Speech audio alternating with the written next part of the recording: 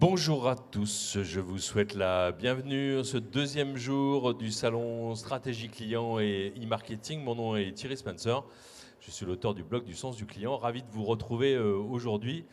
Hier, les feedbacks des différentes plénières étaient plutôt enthousiastes. Alors, outre le plaisir de se retrouver en présentiel, vous avez eu quelques plateaux très intéressants sur des sujets passionnants. Alors aujourd'hui, à propos de sujets passionnants et de plateaux riches, je pense que vous n'allez pas être déçus. En effet, cette plénière est sur le thème expérience client, expérience collaborateur, même combat. Et je vois que ça passionne beaucoup d'entre vous. Donc il va être question dans ces échanges évidemment de l'impact de la crise, de l'hybridation de la relation client et du management. Vous savez que l'hybridation est le thème général de cette édition du salon, et en particulier, évidemment, ça s'applique non seulement à la relation client, mais également au management. C'est ce qui se passe dans les entreprises et c'est ce qu'on va découvrir maintenant. Alors, on a beaucoup de chance ce matin parce qu'on aura le témoignage de 4 entreprises qui ont des convictions sur le lien justement entre la qualité du management et la qualité de la relation client. 4 entreprises de secteurs différents. C'est ce que j'affectionne le plus, c'est d'avoir des points de vue variés qui pourront, je l'espère, vous inspirer. Alors, on va parler marque employeur et marque client avec les 4 invités dont le nom s'affiche juste derrière moi sur l'écran. Et sans plus attendre, je vais donner la parole afin qu'ils se présentent à chacun de nos invités. On va commencer par Dominique Russo, qui est juste à côté de moi, directeur de l'expérience sociétaire et client massif. Alors je voudrais, avant de vous passer la parole, dire que vous avez été une des premières entreprises françaises à obtenir la certification dont on a parlé hier lors d'une plénière Relations Clients France, décernée par l'association ProFrance et l'association française de la relation client. Alors parlez-nous en quelques mots de ce grand assureur mutualiste. Oui, merci Thierry, bonjour à toutes et tous. Alors, la Massif est une mutuelle d'assurance qui appartient au secteur de l'économie sociale et solidaire, donc qui appartient à ses sociétaires, sans actionnaires à rémunérer. La Massif est présente sur les 3 grands marchés de l'assurance, en assurance dommage, santé, prévoyance, mais aussi finance épargne. C'est une mutuelle qui comprend aujourd'hui 5,6 millions de sociétaires, à peu près 1300 délégués, représentants de sociétaires, et 9000 salariés, dont plus de 70% sont en relation directe avec nos sociétaires et clients. Et enfin, sur le terrain des valeurs, la Massif aujourd'hui est engagée dans 3 grandes causes, autour de la jeunesse, qui est un sujet d'actualité, autour de la protection des personnes fragiles, mais aussi autour de la préservation de l'environnement. Merci beaucoup pour ce panorama rapide et cette présentation. Je me tourne maintenant vers votre voisin sur scène, Christophe Carrère. Je précise que vous avez obtenu une palme de la transformation qui est remise par l'Association française de la relation client. Et vous êtes Group Chief Customer Officer de Europcar Mobility Group. Merci de nous présenter votre groupe.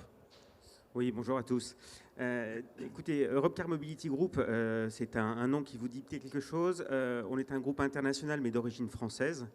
On est présent dans 150 pays avec différentes marques. La plus connue, et en tout cas la plus ancienne, c'est Europcar qui a 70 ans d'ancienneté. Nous sommes présents dans 20 pays avec nos propres équipes et dans 130 pays avec des franchises ou des alliances.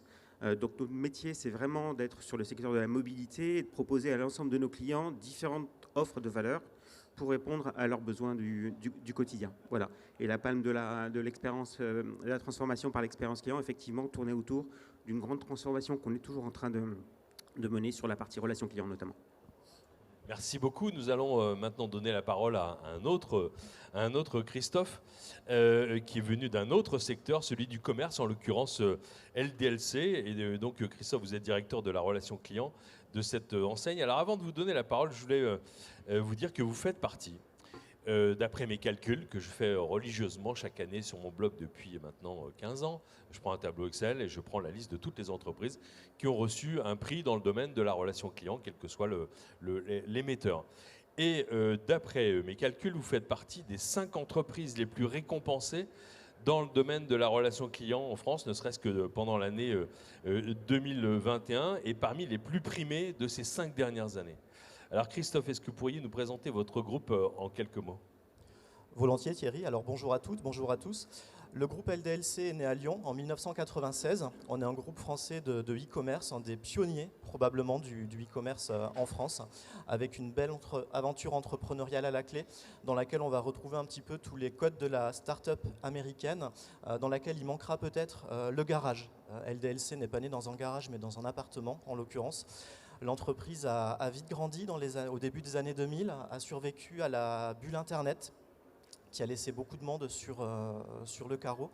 Aujourd'hui, LDLC, pour vous donner une idée de l'envergure, c'est un chiffre d'affaires qui devrait s'établir à peu près à 680 millions d'euros cette année, et on compte un petit peu plus de 1000 collaborateurs regroupés au siège social du groupe et également dans nos magasins, puisque depuis quelques années, LDLC a aussi fait le choix de se tourner vers le retail avec des points de vente physiques. En rebond à ce que disait Thierry sur les prix que LDLC touche effectivement régulièrement sur le domaine de la relation client, je pense qu'il y a quelque chose d'assez différenciant qui a été décidé très tôt par le fondateur, Laurent de la Clergerie. C'est une anecdote qu'il m'a partagée il n'y a pas très longtemps. Au début de la création de LDLC, il est tombé sur un sondage qui a déterminé beaucoup de choses par la suite. Ce sondage exprimait les critères qu'attendent les clients lorsqu'ils achètent sur Internet. On était vraiment au balbutiement du net. Parmi ces critères, déjà à l'époque, il y avait le prix qui était choisi comme critère numéro 1 par 70% des consommateurs. Laurent a eu une intuition, c'est de se dire, en fait, les autres entrepreneurs qui vont lire la même chose que moi vont s'engouffrer dans le terrain du prix. Du coup, ce marché-là va être bouché. Nous, ce qui va nous intéresser avant tout, ce n'est pas ces 70%-là, c'est peut-être les 30 autres à qui on va proposer autre chose. On va proposer une livraison rapide, une logistique performante, un accompagnement et un service client. Et c'est peut-être une des raisons qui fait qu'on est encore là aujourd'hui. Merci pour cette présentation. On va passer de Lyon à Lille et on va conclure ce premier tour de table des présentations avec Isabelle Cubsec. Donc vous êtes directrice relations et expérience client chez Leroy Merlin, un autre distributeur dans un autre secteur, un autre champion de l'expérience client. Je rappelle que vous représentez l'enseigne préférée des Français en 2021 selon l'enquête Ernst & Young Parthenon. Alors merci Isabelle de nous parler de Leroy Merlin pour un peu une remise à jour de nos connaissances, si je puis dire. Alors j'ai envie de dire, on ne présente plus Leroy Merlin, c'est un peu le truc facile, mais c'est une évidence. Si je vous demande de lever la main et de me dire qui connaît ou qui ne connaît pas Leroy Merlin, je pense que dans un cas ou dans l'autre, tout le monde lève la main ou ne lève pas la main. Le triangle vert, tout le monde le connaît. On en a un pas très loin de chez nous. On est chacun de nous allé au moins une fois dans un Leroy Merlin, qu'on soit bricoleur ou pas. Donc leader du bricolage, leader européen du bricolage et de la décoration maintenant. On a fait un peu le chemin inverse, j'ai envie de dire, de LDLC, puisqu'on est une vieille dame qui est d'abord un petit commerçant, qui est d'abord physique, et puis on évolue évidemment depuis quelques années sur le digital, avec une stratégie plateforme très clairement énoncée. Donc voilà, ça c'est une évolution très chouette. Leroy Merlin, c'est 26 000 collaborateurs, ça on ne le sait peut-être pas forcément, en France. C'est en fait un groupe international, alors c'est Mullier, ADO, Mullier, mais c'est un groupe international. On est basé dans plusieurs dizaines de pays dans le monde, on est à peu près 100 000 collaborateurs dans le monde, un peu moins. On s'adosse à un groupe qui vient en complémentarité, donc ADO, qui vient en complémentarité totale de nos métiers pour créer l'habitat positif de demain, ce qui nous permet de couvrir tout ce qui est nécessaire dans l'habitat et dans l'habitat de demain. Que vous dire d'autre, puisque tout est connu, c'est un peu compliqué de parler Leroy Merlin sans tomber dans des poncifs. Non, ce qui est intéressant, pour moi qui viens d'un monde totalement différent, puisque j'ai plutôt un parcours télécom et un peu assurance, je suis venue dans cette boîte et on en parle aujourd'hui parce que l'engagement collaborateur dans cette boîte, c'est une magie. Et d'ailleurs, beaucoup disent de Leroy Merlin, de l'extérieur, c'est un mystère. On se demande comment Leroy Merlin fait pour avoir une expérience client pareille. Enseigne préférée des Français. Et je lâche un petit scoop en off. Ça va être renouvelé en 2022, mais on ne fera pas trop de pub. Je crois que ça sort demain ou ce soir. Bravo. De l'extérieur, c'est un mystère. De l'intérieur, c'est une magie. Parfois, on se dit un miracle parce qu'évidemment, on a encore plein de travail sur plein de sujets. Mais voilà, c'est ça le Roi Merlin. Et ça me fascine encore, le niveau d'engagement collaborateur. On va découvrir les ressorts justement de cet engagement et de la satisfaction des clients. Alors, je voudrais qu'on aborde un premier thème qui est celui des convictions et des actions qui sont mises en œuvre par les entreprises. Et je suis un peu très excité à l'idée de vous présenter quelque chose que j'affectionne particulièrement. Et on va rentrer dans le vif du sujet donc, de ces convictions avec Dominique Russo. Et Dominique, je me suis fait l'écho sur mon blog d'une initiative formidable dans ma catégorie applaudissements, qui a été le point de départ d'une nouvelle prise de parole d'ailleurs, et elle illustre le thème de cette table ronde parce qu'elle met en scène clients et collaborateurs. Oui, absolument Thierry. Alors ce que je vous propose, je vous promets de vous en dire un petit peu plus dans quelques instants, mais c'est déjà de voir en image une illustration de ce que vous évoquez. On dit toujours assureur-voleur, assureur-menteur. Alors pourquoi la Massif arrête pas de nous bassiner avec son côté mutualiste, tout le monde est gentil, tout le monde est solidaire? Moi, j'ai voulu vérifier pour voir si tout ça c'était pas juste du marketing. Bonjour monsieur. Donc je les ai piégés avec une caméra cachée en présentant une fausse campagne de pub, une campagne qui serait contraire à leurs valeurs. Mais comme ça, on pourrait voir leur vrai visage, sans filtre. Bah asseyez-vous et regardez les meilleurs moments, ça vaut le détour. No problem. Okay, see you later. Bye. Bonjour. Bonjour. Bonjour.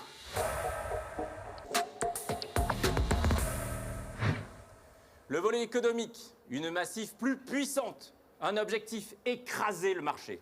La Massif, c'est la performance financière avant tout. Avant tout, la performance financière avant tout. Ouais. L'idée là, c'est de devenir un prédateur. Ah, vous avez tapé vraiment fort. Vraiment très fort. Ça, c'est bon pour ceux qui sont au CAC 40 ou ainsi de suite, comme vous voulez, à la bourse. Mais certainement pas ici.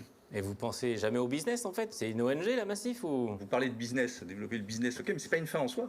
Par contre, la finalité, c'est de remplir les poches de qui? Parce qu'en fait, dans un système mutualiste, c'est les assurés qui sont les actionnaires. Nous, on le redistribue à la communauté Massif, à nos sociétaires, à des associations vers lesquelles on s'engage. C'est beau parce que quand vous dites ça, j'ai envie de pleurer. Mon grand-père était mutualiste. Ok, super. Moi, je suis réaliste.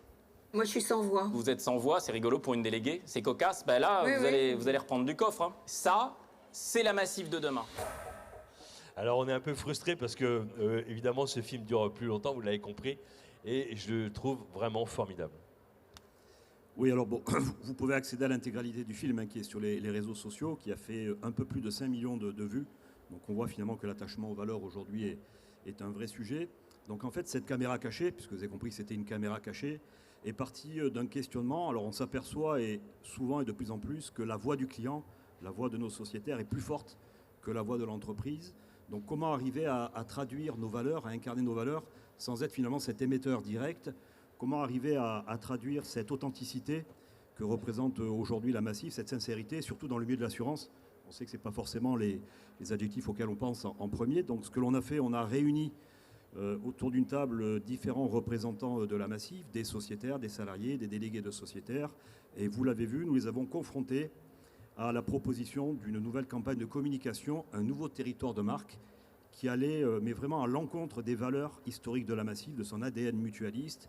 Et ce qui est extrêmement intéressant à observer, c'est de voir le cheminement, la progressivité des réactions de l'ensemble de nos sociétaires et de nos délégués qui, passé la phase d'étonnement, finalement se mettent dans une logique de rébellion et deviennent les principaux défenseurs, ambassadeurs et même avocats des valeurs de la Massif. Alors, cette caméra cachée, bien évidemment, on peut dire qu'elle a fait le buzz, ok, ça c'est très bien, mais c'est tout, sauf un coup d'éclat, sauf un coup en une fois, puisque ça correspond vraiment à un modèle d'entreprise qui est basé sur l'écoute de nos sociétaires. Lorsqu'on parle aujourd'hui d'entreprise mutualiste, on parle aussi de biens communs. Et au-delà de cette caméra cachée, cela se traduit aussi dans toutes nos activités. La Massif récemment a reformulé sa raison d'être. Cette raison d'être ne s'est pas reformulée comme cela à 2 ou 3 sur un coin de table, mais nous avons sollicité à peu près 15 000 parties prenantes, où nous avons collationné environ 75 000 contributions qui ont nourri cette promesse de marque et qui nous a également permis de formaliser un manifeste, mais aussi ce que l'on appelle le dictionnaire amoureux de la Massif, qui reprend l'ensemble des verbatims de nos sociétaires sur la perception qu'ils ont de cette entreprise mutualiste. Alors au-delà de cette raison d'être, on décline bien évidemment cette logique-là dans toutes nos activités. À l'automne dernier, donc, comme tout le monde, percutés par les différentes crises sanitaires, nous avons pris l'initiative d'interroger l'ensemble de nos sociétaires, les 5,6 millions de sociétaires par mail, en leur posant simplement une question: comment allez-vous? Nous avons eu à peu près 550 000 retours. Alors on peut estimer que c'est 10%, que ce n'est pas beaucoup, mais 550 000 retours, ça pèse quand même en termes d'expression. Et ce qu'il est intéressant d'observer, c'est qu'à cette époque, 78% de nos sociétaires estimaient aller à peu près bien, 22% beaucoup moins bien. Donc grâce à ce retour, nous avons pu diriger une grande majorité de ces sociétaires plutôt en difficulté vers nos dispositifs de solidarité. Et le message également qui nous renvoyait à l'occasion de ce questionnement, c'est qu'ils avaient du mal à se projeter et qu'ils étaient plutôt concentrés sur le présent pour profiter du moment présent avec leurs proches et avec leur environnement. Et pour terminer, nous avons décliné il y a quelques jours un nouveau territoire de marque de la Massif. La Massif, c'est vous, qui a participé là aussi à la même approche. Nous avons interrogé à peu près 100 000 parties prenantes qui nous ont envoyé un message très clair et qui tient en 2 mots: écoutez-nous et soyez dans l'action, faites, démontrez. Alors nous sommes allés un peu plus loin que cette expression, puisque aujourd'hui ce sont les sociétaires de la Massif, les salariés qui incarnent ce territoire de marque, qui sont mis en scène sur les différents médias, des spots télévisés, des campagnes d'affichage, etc., avec une logique totale d'improvisation et de spontanéité, ce qui fait aussi toute la force et la valeur de l'expression de la marque. Merci beaucoup Dominique, vous l'avez compris, déjà on a une très belle illustration avec finalement revenir aux fondamentaux, aux valeurs, les partager en symétrie, puis tirer le fil et en faire évidemment une nouvelle campagne. Alors Christophe Carrère, comme je le disais, vous avez obtenu la palme de la transformation par l'expérience client de la FRC. À l'époque, le jury mettait en avant votre volonté de passer du car centrique, orienté voiture, orienté véhicule, à l'orientation client, au customer centric, à l'aide de méthodes agiles et de la mise en place de champions satisfaction client. Alors je dirais que comme votre voisin et Dominique Rousseau qu'on vient d'entendre, vous partagez la conviction que ce qui se fait à l'intérieur se voit à l'extérieur, si je puis dire. Alors parlez-nous de ces convictions. Alors, c'est toujours très compliqué de passer après Dominique. Oui, on a eu une belle démonstration et ce film qui est formidable et inspirant. Non, effectivement. Donc, pour resituer, on a un enjeu fort aujourd'hui, comme d'ailleurs l'ensemble des loueurs automobiles. C'est d'être une industrie qui s'est fondée sur un bien, donc c'est une industrie de service, mais qui se repose sur un bien qui a une valeur considérable, plusieurs dizaines de milliers d'euros, et qui est loué à un prix qui, relativement à cette valeur, est assez dérisoire. On a un enjeu, donc, du coup, dans ce contexte assez fort, c'est que notre métier à la base, c'est plutôt de gérer une flotte automobile, des tarifs, une disponibilité du véhicule et des dommages sur ce véhicule. Donc effectivement, pas du tout être orienté client, mais plutôt être orienté sur le produit, sa gestion. Et un écart s'est fait au fil des années, des dizaines d'années, de plus en plus important entre une vision client et une vision produit. Donc, ce qu'on essaie d'insuffler depuis 4-5 ans, effectivement, c'est une remise au centre de nos clients. Donc, c'est des choses que vous entendez régulièrement, qui peuvent être assez bateaux, mais qui étaient quand même essentielles pour nous, pour nos collaborateurs aussi, en leur donnant du sens, puisque c'est vraiment le sujet aujourd'hui, que ce ne soit pas uniquement une décision qui soit prise en centrale, parce que vous l'avez compris, on est une entreprise qui est très centralisée, mais qui soit ensuite répercutée au niveau de chaque pays, au niveau de chaque station de location. Donc, on a mis en place différents dispositifs sur la partie satisfaction client, qui était vraiment le premier vecteur d'une prise de conscience pour tous nos collaborateurs de l'écart entre ce qu'ils pensaient fournir et la perception client. Et ensuite, d'autres domaines comme la modification de tout ce qui est parcours client, et on va y venir, la partie digitale qui prend une part de plus en plus importante pour une vieille entreprise comme la nôtre, qui peut être parfois, comme le disait Isabelle, un peu avoir une image de retailer, on va dire. Et puis, bien évidemment, toute la partie relation client qui est le fer de lance, notamment sur les 2 dernières années, avec les crises qu'on a pu connaître, de la relation avec nos clients au quotidien. Voilà. Donc, vraiment une expérience collaborateur qui a été le nerf de la guerre, si vous voulez, pour cette transformation. Merci beaucoup de ce témoignage et bravo à nouveau pour cette palme. Alors, chez LDLC, Christophe Béguet, on a compris, si vous êtes un champion de l'expérience client, vous avez des ambitions fortes aussi et vous mettez en œuvre des innovations vis-à-vis des collaborateurs. Et je citerai que la plus singulière, en l'occurrence le passage à la semaine de 4 jours, Alors pour vous, il doit y avoir une symétrie entre l'innovation client et l'innovation managériale? Il doit effectivement y avoir une symétrie entre innovation client et innovation managériale, c'est absolument nécessaire. La semaine de 4 jours nous a donné un petit peu de visibilité. Vous avez peut-être vu passer LDLC sur différents journaux télévisés à cette occasion ces derniers mois.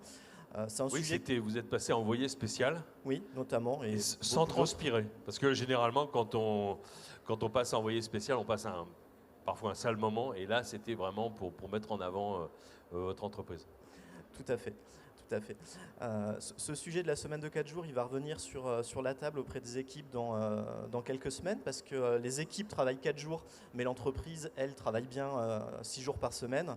Ça veut dire qu'il y a des plannings, ça veut dire qu'il y a des roulements, et surtout qu'à la mise en place de ce processus, qui a de façon symbolique débuté le 25 janvier 2020, à l'occasion des 25 ans du groupe, chaque collaborateur a été invité à choisir son jour, ce qu'on appelle son jour off, le jour où il ne travaille pas en plus de son week-end.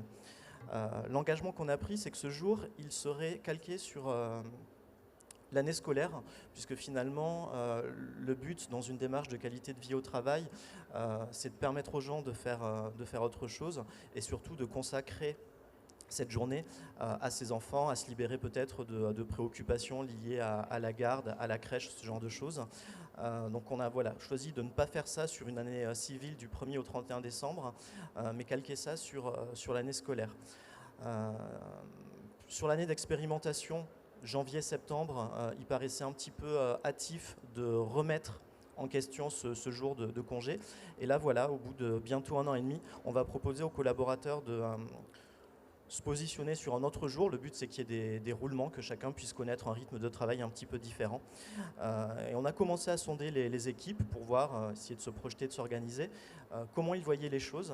Et on se rend compte, en tout cas auprès des équipes du service client que j'ai interrogé, que plus de 80% des collaborateurs ne souhaitent pas changer de planning au mois de septembre. Et ça dit quelque chose de fort sur l'impact de ce nouveau cycle de vie, cette nouvelle organisation et équilibre vie personnelle, vie professionnelle. Aujourd'hui, on a des collaborateurs qui ont un rythme de travail qui est différent, qui ont pris de nouvelles habitudes, dont la vie personnelle, l'organisation avec l'école est intimement liée à ce rythme de 4 jours. Et ce sont des collaborateurs qu'on pense vraiment fidélisés. Ils auraient du mal à changer de planning demain au sein de l'entreprise. Je pense qu'ils auraient encore plus de mal à partir. Et pour cause, dans l'univers du service client, qui n'est pas toujours favorablement connu pour son taux de turnover, il se trouve qu'on n'a pas eu un seul départ depuis cette mise en place. Merci pour ce témoignage particulier de cette initiative et finalement de la symétrie dans l'innovation. Et comme diraient mes anciens collègues et associés de l'Académie du Service, la fameuse symétrie des attentions. Alors, on a effectivement ensemble un point commun, Isabelle, c'est qu'on a le même livre de chevet. Ce livre de chevet, c'est le fameux livre de Vinette Nayar, que vous connaissez peut-être. Vinette Nayar est l'ancien PDG de HCL Technologies, une grande SS2I indienne, qui a écrit un livre au titre un peu provoquant, « Les employés d'abord, les clients ensuite ». Donc je vous recommande ce livre qui est publié d'ailleurs aux éditions Diathéno et qui va vous inspirer. Alors voilà pour votre conviction personnelle qu'on comprend bien. Chez Leroy Merlin, quand on dit expérience collaborateur, expérience client, même combat, bon, ça semble un peu une évidence, et depuis toujours, et notamment au travers d'un exercice unique, qui est celui de la vision, l'exercice de la vision. Oui, alors effectivement, je reviens à Vinette Nayar et je vous raconte la vision juste après, parce que pour moi, c'est une Bible, sans aucune arrière-pensée. Je suis tombée dedans, j'ai envie de dire, et même pas dessus, mais dedans, il y a une dizaine d'années, grâce à l'ancienne DG de la filiale SFR Service Client qui m'a tout appris de mon métier. Ça a été une vraie fascination. Je m'intéressais aux organisations libérées et cette entité de 20 000 personnes qu'on arrive à libérer, dans laquelle on arrive à libérer les énergies collaborative et des collaborateurs, ça a été une vraie fascination pour moi. Et une vraie Bible parce que je trouve qu'il y a des recettes très pragmatiques, très réalistes et qui sont même plus de 10 ans après, je crois que le bouquin est paru il y a plus de 10 ans, complètement d'actualité. Je vous invite vraiment à réouvrir ce livre pour ceux qui l'ont déjà ouvert il y a longtemps et ceux qui ne l'auraient pas ouvert et qui auraient envie de s'inspirer. C'est une vraie recette. En fait, il y a 4 grandes phases, c'est une recette. C'est très bien fait, c'est pragmatique, c'est réaliste.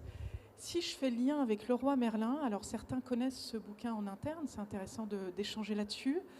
Ils y sont allés sans doute par d'autres biais. Alors je dis ils parce que j'entends à l'époque où j'y étais pas forcément. Et en tout cas, il y a un biais intéressant chez Leroy Merlin par lequel on est allé vers la mise au centre du collaborateur, qui est presque native et naturelle. Le super pouvoir du local, le super pouvoir des magasins, le droit à l'audace et à l'initiative, qui est assez fascinant, moi qui ai été beaucoup formée à l'intelligence collective, qui croit depuis longtemps à la puissance de l'intelligence collective. Je peux vous dire qu'en arrivant chez Leroy Merlin, il y a 1 an et demi, un peu plus, j'étais secouée et j'ai même arrêté au début des initiatives parce que ça me paraissait presque trop, c'est-à-dire que l'initiative collaborateur, elle est partout dans l'entreprise.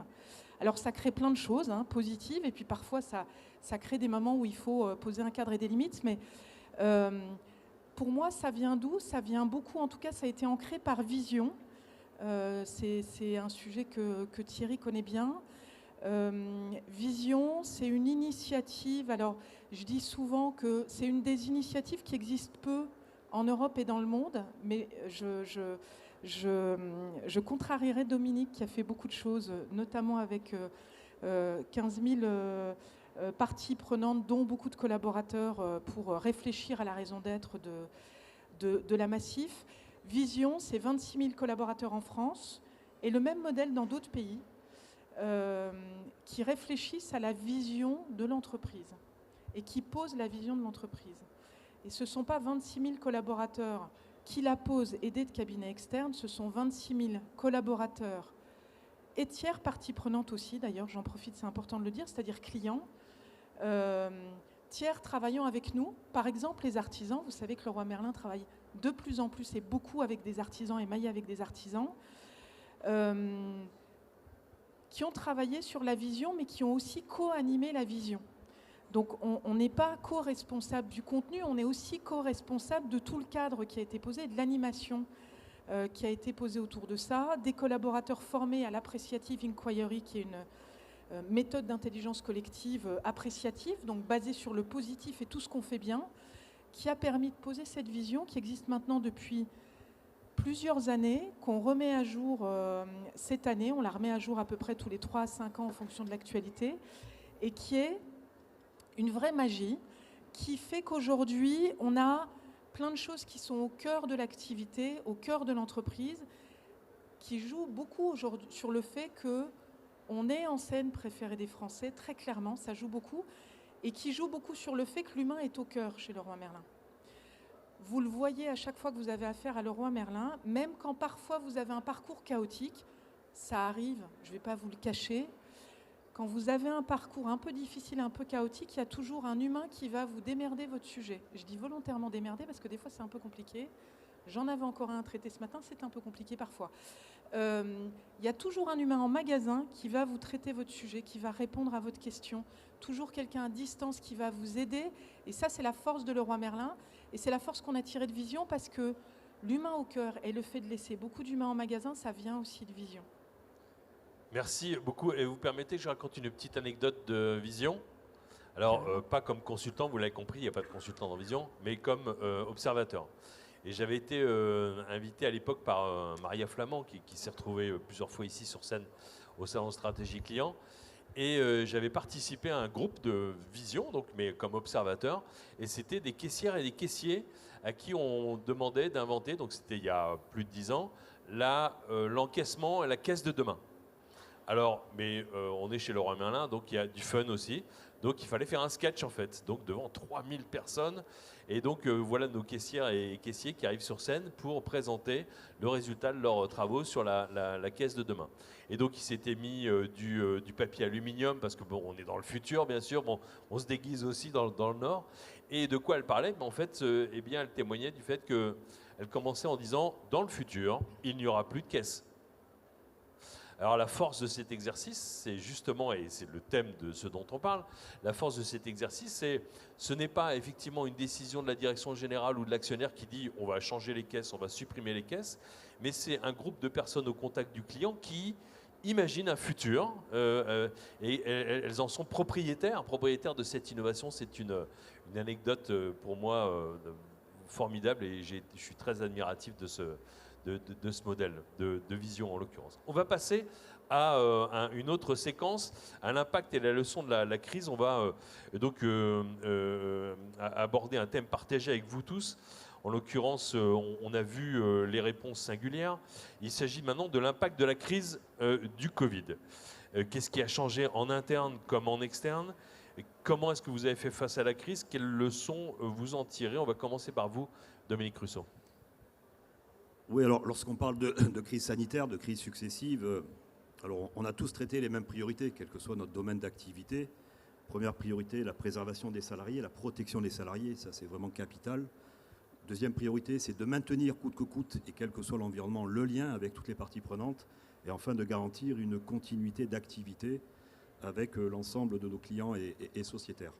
Avant de développer ce sujet-là, je voudrais quand même rappeler, parce qu'on ne le dit jamais assez, que si les entreprises ont réussi à maintenir le bateau à flot, et ça a été le cas aussi à la Massif pendant ces crises successives, c'est grâce à l'engagement de tous les collaborateurs, de tous les salariés, et aussi grâce à l'ensemble des initiatives managériales spontanément qui ont émergé pendant cette période de crise et qui nous ont permis de garantir cette activité dans un contexte, comme vous le savez, quasi inédit. Alors, au-delà de cet engagement, la notion d'agilité aussi est revenue de manière assez prégnante. Alors, de l'agilité autour de la technologie, lorsque vous basculez en quelques jours 7000 collaborateurs en configuration de télétravail, y compris sur des activités de centre de relations clients, donc il y a des sujets de logistique, d'équipement informatique, équiper 7000 collaborateurs de PC portables, de technologie téléphonie, de double écran au domicile, etc. Ça nécessite une mise en mouvement que l'on n'aurait jamais imaginée avant la gestion de ces crises. Et si on y avait pensé, je pense qu'on se serait réunis pendant des mois en groupe projet pour savoir de quelle manière on voulait traiter le sujet. Donc cette agilité se retrouve aussi dans le domaine RH, l'accompagnement des collaborateurs, puisque très très vite, la Massif a pu digitaliser l'ensemble de ses parcours de recrutement et de formation, donc finalement en évitant cet écueil de la présence physique sur le terrain du recrutement. Lorsqu'on regarde aujourd'hui le modèle managérial, donc le télétravail, le travail à distance, 2 jours, 3 jours, 4 jours, ça dépendait des périodes de crise sanitaire, finalement ça réinterroge profondément le management avec cette notion d'hybridation, des équipes qui se croisent dans des univers professionnels. Et finalement, cette hybridation nous a amené aussi quelques réflexions. L'écoute de nos parties prenantes, de nos sociétaires, mais surtout de nos collaborateurs et de nos salariés, constitue le driver au quotidien qui nous permet de les accompagner de la meilleure manière possible. Donc cette crise sanitaire a été aussi pour nous un accélérateur pour pouvoir mettre en place des baromètres, interroger nos collaborateurs, les associer également en fonction des constats qu'ils pouvaient faire sur leur environnement de travail, leur relation au management, le sens que donnait l'entreprise, la stratégie déployée par la Massif. Au-delà de ces constats, des plans d'action sont mis en œuvre dans une logique de co-construction, ce qui permet là aussi d'embarquer et d'impliquer l'ensemble de nos collaborateurs. Alors, au-delà de cette approche managériale, ce qui a été également intéressant de constater, c'est finalement que les rituels managériaux ont évolué, ont changé. La vieille habitude de réunir une équipe autour d'une table, d'utiliser un paperboard, aujourd'hui, ça appartient plutôt au passé. Donc beaucoup de nouvelles initiatives, de groupes d'échange, d'animation, de célébration, de fêtes, d'anniversaires qu'on voyait beaucoup moins avant. Et finalement, l'utilisation des canaux à distance avec la visio a permis également des exercices extrêmement intéressants et sympas. Par exemple, le directeur général de la Massif, qui est invité mystère à l'occasion d'une réunion opérationnelle organisée entre un manager et son équipe. Donc ça, c'est un exemple. Donc finalement, ce que l'on voit aujourd'hui, c'est que les chats, Les drives ont remplacé ce fameux paperboard. Et ça, c'est une réalité qui aujourd'hui est ancrée dans notre paysage. Et enfin, pour terminer, puisque là aussi, il n'y a pas les valeurs de l'entreprise d'un côté et l'activité de l'autre, ces initiatives managériales sont confortées également par nos valeurs et notre solidarité qui est exprimée au quotidien. Par exemple, pas plus tard que le week-end dernier, des centaines de salariés de la Massif ont participé aussi d'actions, mais nous engageons aussi un certain nombre de défis solidaires qui constituent le quotidien de nos salariés. Merci beaucoup. Christophe Carrère, vous aussi, vous avez été impacté par la crise, et en l'occurrence donc chez Europcar Mobility Group, mais crise du Covid, crise en Ukraine, les défis sont nombreux pour vous. Effectivement, on passe d'une crise à une autre. Alors néanmoins, les enjeux des deux crises sont très différents, notamment au niveau de nos collaborateurs. Il faut savoir que notre présence en Ukraine, en Russie, en Biélorussie se fait essentiellement au travers de franchises et sur des revenus qui sont très faibles, on va dire, par rapport à notre empreinte internationale. Donc il n'y a pas eu de débat, tout s'est géré très très vite. C'est la mise en sécurité à la fois de nos clients et du personnel de nos partenaires. Et donc finalement, cette crise en Ukraine, si vous voulez, elle va plus nous servir comme révélateur de besoins de sens de nos collaborateurs. C'est-à-dire que ce qu'on voit vraiment en ce moment, c'est comment Europcar Mobility Group est dans une logique d'assistance, donc apolitique, hein, mais en tout cas d'assistance à ce qui se passe en ce moment. On a de nombreuses demandes à la fois de nos collaborateurs, mais aussi de clients, de mise à disposition de véhicules. Alors bien sûr, de façon professionnels avec des organismes divers et variés, des ONG ou autres qui nous demandent des véhicules et qu'on leur met à disposition. Voilà, mais aussi de particuliers. On s'est aperçu il y a 3 semaines, tout début de la crise, qu'un de nos clients anglais était parti avec un de nos véhicules depuis l'Angleterre et qu'il était à ce moment-là en Ukraine.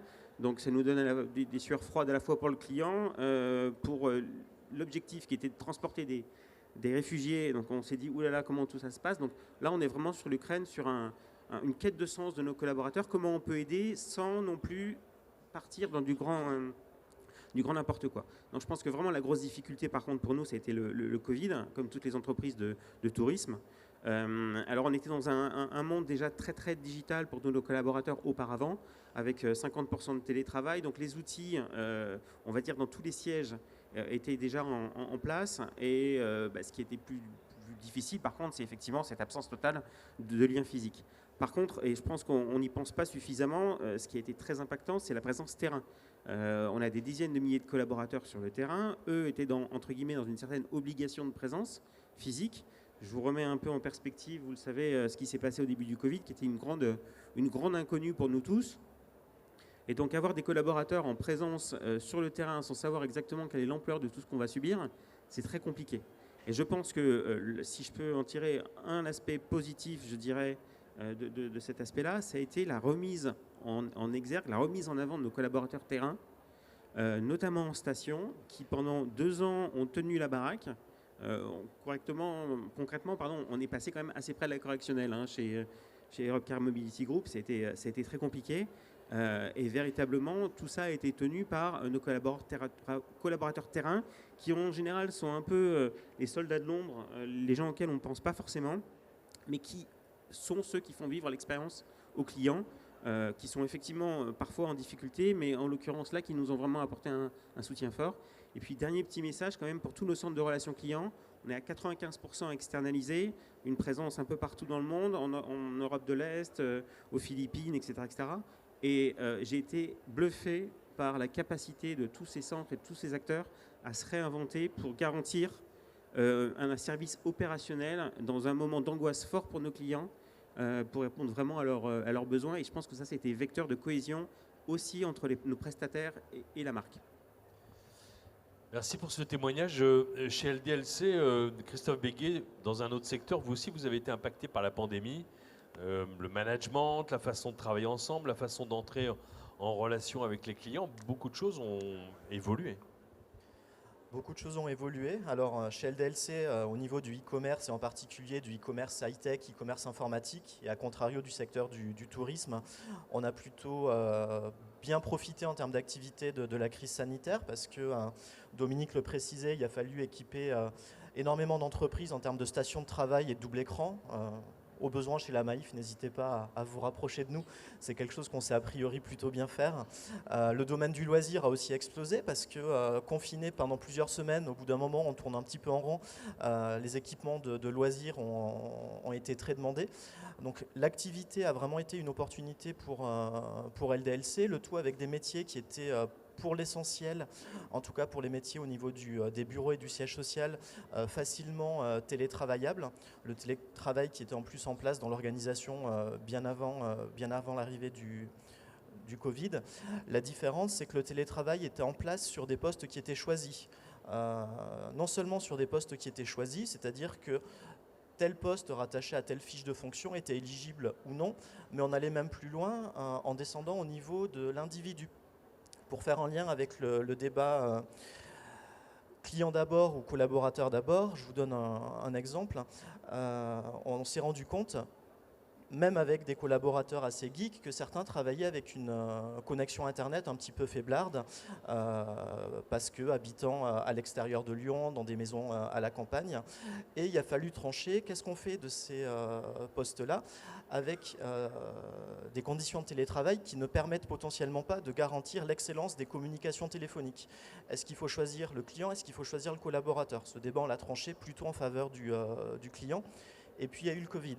Là, le Covid, ça a fait un petit peu voler en éclats notre organisation, puisque tous les postes, tous les salariés se sont retrouvés en télétravail du jour au lendemain, y compris de nouveaux arrivants, alors qu'auparavant, il fallait 9 mois d'ancienneté dans l'entreprise pour pouvoir afficher un certain niveau d'intégration et d'autonomie. Et aujourd'hui, l'enjeu, c'est de recréer du lien avec des gens qu'on n'a parfois pas vus pendant plus d'1 an. Et c'est difficile. C'est difficile. J'ai manqué de temps de parole tout à l'heure pour en parler, mais LDLC s'est lancé il y a 3 ans sur le chemin de la libération. On parle beaucoup d'entreprises libérées, c'est quelque chose qu'on regarde de près. Ce sujet est venu en collision avec le Covid, avec les confinements, avec la semaine de 4 jours aussi. Et au final, on a des collaborateurs qu'on voit pas toujours, soit parce qu'ils sont en jour off, soit parce qu'ils sont en télétravail.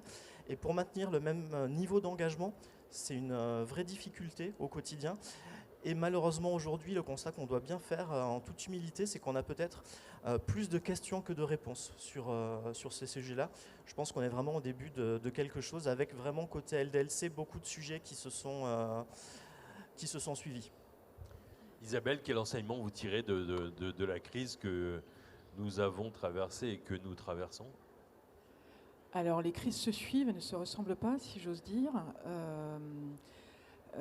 Alors, dans le cas de Leroy Merlin, si on prend les deux crises, je mets Covid d'un côté et la crise actuelle qui nous touche, mais que je ne commenterai pas, ce qu'on peut observer et ce que je vais remettre au milieu de la table, c'est l'humain. C'est-à-dire qu'on a beaucoup parlé de protection de l'humain. La première chose et la grosse volonté de Leroy Merlin, dès le départ, Covid et encore aujourd'hui, c'est la protection de l'humain et avant tout de ses collaborateurs. Première chose.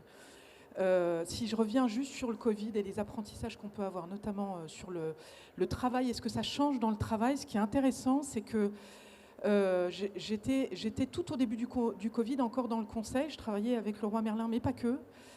Et c'était intéressant d'observer qu'il n'y a pas une société qui a réagi de la même façon. En revanche, le point commun, c'était, on est quand même passé, vous en avez très bien parlé, tu le rappelais à l'instant, d'un plan de continuité d'activité à du télétravail, pour ceux qui pouvaient travailler à distance, et je vais y revenir, ou du travail à distance ou du télétravail, à aujourd'hui un mode hybride qui pose beaucoup de questions, effectivement. Et moi qui étais très tôt fan, notamment dans nos métiers de relations clients, et on me prenait pour une dingue, début 2010, quand je mettais tous mes centres d'appel et que je faisais des tests en centre d'appel de travail à distance, parce que c'est le métier qu'on peut le mieux mettre à distance, et ça crée un engagement de dingue chez les collaborateurs. Je constate aujourd'hui que ce n'est pas simple et qu'on n'a pas toutes les réponses à toutes les questions. Ça marche pour les métiers plutôt siège, plutôt service interne. Leroy Merlin, je ne l'ai pas dit tout à l'heure, mais c'est plus de 140 magasins, donc plus de 80% des collaborateurs qui sont en magasin. Et nous, on a eu un vrai dilemme pendant le Covid, c'est ouvert, pas ouvert. Avec des montées et des descentes, puisqu'on a tout fermé, on a réouvert, on en a fermé certains et pas d'autres. à quelques kilomètres l'un de l'autre. Si on changeait de département et donc de préfet, on passait d'une ouverture à une fermeture. Enfin, on parlait d'agilité tout à l'heure, mais c'était absolument incroyable de voir comment les hommes se sont adaptés, parce que c'est eux qui ont adapté. On a observé des magasins qui, en click and collect, ne faisaient pas la même chose d'un magasin à l'autre, et ça, c'était top. Donc, encore une fois, le côté initiative, droit des équipes en local à décider, et ce qu'on appelle chez Leroy Merlin le super pouvoir du local, heureusement, nous a permis d'avancer et d'être là, d'être présent pour nos habitants. Ça a été clé. Donc il y a vraiment ces deux étages à la fusée, c'est-à-dire qu'est-ce qu'on fait quand on est éminemment physique et qu'on doit le rester. Et on remercie tous les jours nos habitants parce que comme LDLC, on doit bien dire qu'on a profité de cette aubaine de je suis enfermé chez moi, donc j'en profite pour refaire mon chez moi, pour me faire un bureau, pour installer les 4 personnes que j'ai dans mon foyer qui étaient d'habitude jamais là en journée, qui doivent avoir chacun un bureau, etc. etc. Donc ça a été un gros apprentissage en commun avec nos habitants. Et puis l'apprentissage qu'on fait aujourd'hui, c'est tout ce qui est autour du travail hybride. Je dis hybride parce qu'on a eu beau s'organiser avec du télétravail plutôt bien calibré. On se rend compte qu'on est en permanence en hybride. On n'a plus trop les sujets de plan de continuité d'activité parce que tout le monde est bien monté en puissance sur la technologie. Et je trouve qu'on y est allé plutôt vite. Moi qui viens des télécoms, je trouve qu'on y est allé tous collectivement, venant d'autres mondes, très très vite. Donc ça, c'est super. Chez Leroy Merlin, je le précise parce qu'il y a beaucoup de boîtes qui ne fonctionnent pas comme ça. On est tous en caméra ouverte, ce qui peut poser des sujets RSE, parce que c'est de la bande passante. Mais c'est aussi ce qui nous permet de créer le lien. Et j'ajouterais pour conclure que... Vous parlez de caméra ouverte, c'est-à-dire ouvrir sa caméra dans une réunion en visio, c'est ça? Oui, j'ai observé beaucoup d'entreprises et j'observe encore beaucoup d'entreprises autour de moi qui, pour des questions de bande passante, ont fermé la caméra ou ont laissé la liberté de fermer la caméra alors que ça casse un peu le lien. Chez Leroy Merlin, on ne se l'est pas dit, mais c'est très naturel, quand vous êtes en hybride, tout le monde a sa caméra ouverte. Et finalement, ça permet aussi de garder le lien parce qu'on garde un minimum de paraverbal et de non-verbal qui est éminemment important dans la relation et dans la création de la relation. Et du coup, pour conclure et pour faire la boucle avec l'humain dont je parlais au départ, parce que c'est quand même les hommes qui ont permis tout ça et qui ont permis cette agilité, cette réadaptation permanente. Et c'est pas fini. La relation, alors ça tombe bien, c'est notre métier de base. Mais ça a renforcé, alors un gros pilier chez Leroy Merlin qui est l'avancée, l'accélération vers le... Alors le digital, c'est fait, mais on a encore beaucoup de choses à améliorer sur l'hypersimplicité. Ça a accéléré notre stratégie plateforme. Très clairement, on y va encore plus vite, encore plus fort, et on a restructuré complètement notre stratégie relation client et nos plateformes relations clients liées à ça. Et on les a réaxées en étant très franco-français d'ailleurs. Je refais la boucle avec ce qu'on disait tout à l'heure sur le 100% relation Made in France. Et on a poussé encore plus fort sur la relation interne et vis-à-vis des clients. Et ça, je pense que ça change totalement la culture des entreprises. La nôtre, mais pas que, je pense. Merci. On vient de parler d'hybridation et vous avez compris, c'est le thème général du salon et c'est naturellement un sujet qu'on doit aborder aujourd'hui dans cette table ronde. Et comme il nous reste quelques minutes, et Isabelle, vous avez abordé le thème de l'hybridation, on va faire à l'envers, dans le sens des questions. Et je vais me tourner donc vers Christophe Béguet. Vous, et tout à l'heure, Isabelle, il faisait référence dans son introduction, votre modèle est unique parce qu'en fait, vous avez commencé par la relation à distance et vous avez enrichi votre expérience par des points de vente et vous dites vous-même que c'est une hybridation à contre-courant pour vous citer. Comment est-ce que ça s'opère l'hybridation chez LDLC ? Alors effectivement, après quasiment 15 ans de présence uniquement sur le web, LDLC a décidé d'ouvrir des magasins. On en compte une soixantaine aujourd'hui. L'hybridation s'est imposée de façon assez naturelle et guidée par le client.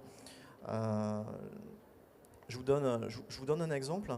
Un magasin LDLC type, donc une soixantaine en France, ça va être un petit point de vente, 300 mètres carrés, 3 à 4 collaborateurs.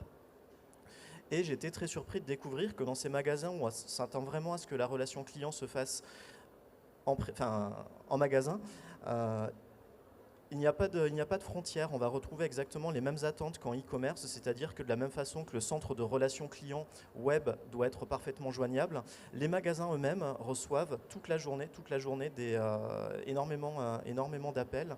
Les boutiques représentent 10 à 15% de notre chiffre d'affaires, mais représentent peut-être 30% des appels clients. Et c'est vrai sur tous les sujets, il ne doit pas y avoir de rupture, a fortiori sur un acteur qui est présent depuis 20 ans sur un domaine informatique. Le client, il attend de nous une relation particulièrement fluide. S'il amène en boutique son ordinateur acheté sur le web, il s'attend évidemment à une prise en charge. Donc l'hybridation se fait vraiment de façon naturelle. Et le défi pour nous aujourd'hui, c'est surtout le côté informatique qui doit suivre. On a la chance à notre échelle d'être une petite structure avec beaucoup d'agilité, des équipes internes qui sont très engagées. J'aimais beaucoup le terme de débrouille qui nous a vraiment permis de tenir les premières années en proposant une hybridation qui tient la route. Mais il y a encore beaucoup de travail à faire sur ces sujets. Chez Europcar Mobility Group, Christophe Carrère, je vais vous redonner la parole. Vous, l'hybridation a conduit à repenser le rôle aussi des collaborateurs dans les lieux d'exercice, dans les agences. Oui, tout à fait. Comme je le disais tout à l'heure, on est une entreprise de service, mais qui est fortement liée à un bien qui est physique. Donc la présence terrain est impérative, en tout cas pour la plupart de nos marques. C'est vrai qu'on travaille de plus en plus sur l'hybridation et l'autonomie du client. Et pour ceux d'entre vous qui parfois utilisent des véhicules de mobilité type Autolib dans Paris, on a une marque qui s'appelle Ubico, où le client est totalement en autonomie avec son téléphone, il ouvre le véhicule, les clés en fait se trouvent à l'intérieur et il n'est pas en présence physique de quelqu'un. Ça, c'est un modèle qui est quand même assez exceptionnel et réservé à certains usages. Ce qu'il est bon de savoir, c'est que notre modèle est quand même basé sur une présence terrain, mais il y a quand même une forte demande client d'avoir quelqu'un pour les aider, mais en même temps de ne pas avoir à passer au beau comptoir. Donc il y a une certaine dualité dans l'attente de nos clients aujourd'hui, et ce qui nous pousse à réinventer le modèle en leur offrant de la flexibilité. On est en train d'installer entre guillemets, des boîtes à clés un peu type ce que vous pouvez connaître avec Amazon ou autre pour rendre le client autonome dans sa récupération du véhicule, etc. Mais en même temps, repenser le modèle de service au client de tous nos agents pour être justement plus dans l'accompagnement et beaucoup moins dans un service administratif. Donc encore une fois, c'est un changement qui prend du temps, mais qui est énormément valorisé par nos collaborateurs, puisque de agents administratifs, entre guillemets, qui passent leur temps à vendre des assurances, à faire des tours de véhicules pour constater les dommages ou autres, on arrive vraiment à un rôle de conseil. Et comme le disait Christophe précédemment, on a un vrai rôle aussi des gens sur le terrain dans la prise de contact à distance, puisque de plus en plus on leur demande d'être dans l'interaction client à distance lors de la phase qui correspond à la location du véhicule. Autant la partie réservation et après-vente, c'est quelque chose qu'on ne leur souhaite pas leur faire faire. Par contre, il y a une vraie nécessité, un vrai apport local d'avoir des gens en contact avec le client pendant cette phase de récupération de véhicule, et c'est ce qu'on développe de plus en plus. Merci. Ce que je vous propose, il nous reste 7 minutes. Et nous avons... alors, il faut que je donne la parole à Dominique sur l'hybridation, bien sûr. Et puis, je vais lui demander de répondre aussi à la dernière question pour conclure. Et dans cette question qui est passionnante, qui est sur l'avenir, en fait, la Massif est le partenaire majeur d'un événement qui est assez unique, hein, le Parlement des jeunes. Donc, le 16 décembre, plus de 1000 jeunes se sont réunis au Théâtre du Châtelet à Paris pour prendre part au débat sur l'emploi, la confiance et l'autonomie. Alors ce partenariat vous a donné aussi un point de vue unique sur les attentes des jeunes, futurs collaborateurs et futurs clients, et vous en avez tiré pas mal d'enseignements. Donc une double question, premièrement l'hybridation, et puis votre dernier point de vue sur l'avenir et les attentes des clients et collaborateurs. Oui, alors quelques mots sur l'hybridation. Alors, comme tout le monde, accélération de la relation à distance, du digital, de la technologie, bien évidemment. La Massif aujourd'hui a un maillage de 475 agences pour environ 4 millions de visites gérées par an, visites physiques, et 15 millions d'appels téléphoniques. Donc on voit tout de suite où sont aujourd'hui les volumes d'activité. Je ne parle pas bien évidemment de la relation digitale, site internet, appli, etc. Donc finalement la question qui se pose aujourd'hui avec cette évolution de l'omnicanalité, c'est comment conserver cette relation humaine, et ça c'est extrêmement important. Comment garder cette notion de proximité, même si la définition de la proximité évolue, comment être au plus près de nos clients, de nos sociétaires, sur des logiques d'accompagnement et de personnalisation. Alors c'est vrai que l'on parle beaucoup d'hybridation, de modèles d'activité qui se transforment notamment dans les agences, puisque les agences historiques de la Massif sont faites pour recevoir des visites physiques, en réel, en vrai. Mais là aujourd'hui, le modèle d'activité évolue, puisque nos conseillers en agence gèrent aussi en complément des canaux à distance, tels que les flux téléphoniques, les appels téléphoniques entrants, mais aussi sortants. Et nous sommes en train aujourd'hui d'installer une autre activité, une nouvelle activité, en déployant dans l'ensemble de nos agences la visio, qui permettra à certains de nos sociétaires d'être en relation physique à distance avec nos conseillers. Donc on voit là aussi une évolution de l'hybridation. Pardon, demain il y aura une plénière spécifique sur ce sujet de la visio et je vous invite à venir également si vous êtes intéressé. Pardon. Et dernier point sur l'hybridation, parce que c'est extrêmement important, c'est finalement comment arriver à entretenir une dynamique dans la complémentarité de ces canaux. Pour cela, nous avons aujourd'hui des défis à relever, notamment avec nos équipes de conseillers qui sont en relation à distance, qui ont une activité importante aussi de rôle de prescripteur et de prise de rendez-vous pour les agences. Et là aussi, toujours pareil, il n'y a pas les valeurs d'un côté et l'activité de l'autre. Lorsque les conseillers à distance prennent des rendez-vous pour les agences, les équipes les plus performantes ont la possibilité d'effectuer une dotation pour des associations de leur choix, ce qui permet là aussi de reconnaître leurs performances et de traduire les valeurs de la Massif. Alors quelques mots sur le Parlement des jeunes. Alors, la Massif est effectivement partie prenante en lien avec Entrepreneurs d'Avenir. Le 16 décembre dernier, plus de 1000 jeunes se sont réunis au théâtre du Châtelet avec une thématique qui était posée, les jeunes à l'heure des grandes transitions. Quelles sont les attentes de ces jeunes vis-à-vis de la planète, de l'environnement, vis-à-vis de la société, d'une manière un peu plus large, vis-à-vis du monde de l'entreprise. Donc là aussi, quelques marqueurs importants. Premier élément notable, puisque nous nous sommes aussi appuyés en complément de ce Parlement avec une étude qui a été faite avec la Fondation Jean Jaurès, donc un sondage, c'est « Soyez dans l'action, démontrez par la preuve ». Les grands discours, c'est bien, on en a trop, donc soyez dans le concret. Lorsque vous illustrez finalement vos valeurs, est-ce que vous avez une démarche éthique avec vos fournisseurs? Est-ce que vous luttez contre les discriminations? Est-ce que vous êtes impliqué dans le milieu associatif? Donc autant de questions aujourd'hui qui sont posées sur ce terrain des valeurs. Et finalement, sous l'angle du sondage, quelques éléments clés. 58% de ces jeunes, 18-24 ans, nous disent dans un premier temps, en tant qu'entreprise, respectez vos valeurs. Donc ça, c'est extrêmement fort. Deuxième motif, alors qui est peut-être un peu plus étonnant, quoique ça arrive aussi à l'issue des différentes crises que nous avons vécues. On a tous aussi à l'esprit la précarité étudiante qui a été percutée par l'ensemble de ces crises sanitaires. Donc deuxième motif, la rémunération. 43% nous disent, surtout sur les premiers jobs, je veux pouvoir subvenir à mes besoins. Donc là aussi, reconnaissez-moi sur le terrain de la rémunération. Et enfin, troisième motif, pour à peu près un tiers des répondants, c'est la préservation de l'environnement. Donc en quelques mots, l'image de l'entreprise idéale, si elle peut exister, c'est finalement une entreprise qui est locale. Donc l'ancrage territorial est extrêmement important. Une entreprise reconnaissante. Une entreprise où le management permet à ses collaborateurs de s'épanouir. Et là aussi, c'est extrêmement important. Et une entreprise également où l'ensemble des salariés vont prendre du plaisir à travailler ensemble, à travailler en équipe. Donc on voit là quelques grandes tendances qui sont sources d'inspiration, notamment pour la Massif. Alors le modèle mutualiste de la Massif est aujourd'hui résolument moderne. C'est vraiment un modèle qui permet d'accélérer ce fameux lien. Alors je terminerai également en disant que la Massif, et c'est tout récent, vient d'être reconnue comme la marque préférée des Français dans le domaine de l'assurance. Donc à nous maintenant de démontrer que nous avons cette capacité à accompagner les jeunes, non pas pour faire leur place, mais vraiment pour les accompagner.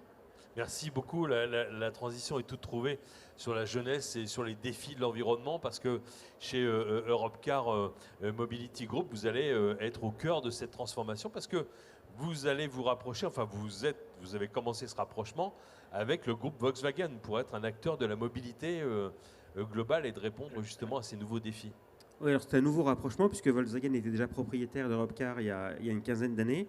Donc on est en phase de finalisation du rachat par le groupe Volkswagen, enfin par un consortium dont Volkswagen est la principale partie prenante. Notre objectif, il est clair aujourd'hui, et je pense qu'il y a une conjonction des planètes en termes économiques, politiques, je vais essayer d'être très bref, et écologiques, sur le sens qu'on donne à notre métier, l'objectif environnemental qu'on a tous, et effectivement au niveau économique, la crise ukrainienne fait que quelque part ça va nous aider dans ce sens-là. Donc clairement notre objectif, aidé en cela par le groupe Volkswagen, dans un contexte quand même de pénurie, vous le savez, automobile aujourd'hui, c'est d'utiliser notre flotte, qui est une flotte extrêmement récente, puisque tous nos véhicules ont moins de 6 mois, pour contribuer à la diminution de la pollution et des effets CO2. On a un objectif de diminuer notre pollution, on va dire, notre part de 40% d'ici 2030 et d'augmenter à 20% la part des véhicules propres dans notre flotte à 2025. Donc c'est très concret, on peut le mesurer au quotidien et c'est vraiment un enjeu à la fois en tant qu'entreprise, responsabilité de l'entreprise, mais aussi pour nos collaborateurs qui trouvent du sens dans cette démarche. Merci beaucoup Christophe Béguet. Je voulais quand même pas manquer de faire référence à une autre émission célèbre. On a parlé d'envoyé spécial, mais vous connaissez certainement l'émission Patron Incognito. Alors sous ces allures un peu d'émission de télé-réalité, il y a quand même une vraie réalité derrière, une réalité managériale et une prise de risque. En l'occurrence, le fondateur, le président d'LDLC qui va effectivement faire patron incognito. Et ça dit beaucoup de choses parce qu'il y a eu des effets suite à cette émission. Ça dit beaucoup de choses sur cette volonté de faire converger marque employeur et marque client. Effectivement. Pour l'anecdote, Indemol, qui produit l'émission, nous avait contacté quelques temps en arrière. On avait initialement refusé de participer à l'émission. Je crois que Laurent n'avait pas forcément envie de passer 1h30 à la télévision en prime time. Et puis finalement, de l'eau a passé sous les ponts. LDLC est passé à la semaine de 4 jours. On a des équipes qui sont heureuses, qui sont engagées. Et on était convaincus qu'on avait de belles choses à montrer aux téléspectateurs. L'émission a très très bien fonctionné, 2,6 millions de téléspectateurs. Et donc effectivement, Laurent s'est rasé la tête et a fait patron incognito. C'était une première. C'est spectaculaire, je vous invite à revoir le replay. La transformation était assez folle. Et finalement, les retours sur les réseaux sociaux, moi je trouve les réseaux sociaux, notamment sur Twitter, sur tout ce qui est télé-réalité, les gens peuvent être assez durs et on a été vraiment très agréablement surpris de voir la bienveillance des gens sur les réseaux sociaux, y compris lors de séquences parfois un petit peu dures. LDLC va commercialiser des ordinateurs d'à peu près toutes les marques possibles et imaginables. On vend également des ordinateurs qu'on fait concevoir nous-mêmes et on s'est retrouvé avec un employé devant 2 millions et quelques de téléspectateurs qui déclarent que ces ordinateurs-là conçus par nous, texto, c'est de la merde. Regardez la séquence juste pour voir la tête de Laurent à ce moment-là, c'est assez sympa. Et en fait, il y a une bienveillance des téléspectateurs pour tout le monde, y compris pour ce salarié-là, Joris, qui est devenu un petit peu une icône et dont on nous parle encore à chaque message Facebook. Il réalise depuis des vidéos de présentation pour le groupe, c'est assez sympa. Mais effectivement, on est convaincu aujourd'hui que la marque employeur est importante. On a reçu une multitude de candidatures à l'issue de l'émission. Toutes les collaboratrices en lien avec les ressources humaines ont vu leur nombre de sollicitations exploser sur LinkedIn le soir de l'émission. Et effectivement, on sent aujourd'hui que les gens ont envie de postuler chez des entreprises qui ont un vrai message à véhiculer au-delà d'aspects purement, ça aussi c'était dans les feedbacks de l'émission, enfin un patron qui ne nous parle pas pendant 1h30 de marge, de rentabilité, mais qui va nous parler de bien-être au travail. On est convaincu c'est l'avenir. Merci beaucoup. Je vais laisser le mot de conclusion à Isabelle parce qu'on a une conviction en commun, c'est-à-dire qu'on pense aussi, et je pense que vous le pensez également, à la convergence entre la marque employeur et la marque client. Est-ce que dans le futur, les clients, comme les collaborateurs, consommeront, entre guillemets, davantage une entreprise qu'une marque ? C'est certain. Je pense que là, dans ces 3, 5, presque 10 dernières années, en fonction des domaines, on voyait bien que ce qui nous tirait en termes d'expérience client, c'était les nouveaux référentiels qui sont plus nouveaux. Amazon sur l'hyper-simplicité des parcours et de l'interaction client au sens large. quel que soit le canal, et Doctolib, qu'on regarde beaucoup, qu'on regarde encore plus là, avec l'effet Covid, sur la prise de rendez-vous, qui est un élément dans nos parcours clés. Je crois beaucoup, et la crise actuelle est en train de nous le montrer d'ailleurs, je crois beaucoup en la... et je vais reboucler avec ce que disait Dominique tout à l'heure. On a une valeur chez Leroy Merlin qui est l'authenticité. Dans le modèle tous leaders, on se doit d'être tous leaders, qu'on soit manager ou pas. Droit à l'initiative, j'en parlais tout à l'heure. Dans tous leaders, on a une des valeurs qui est l'authenticité.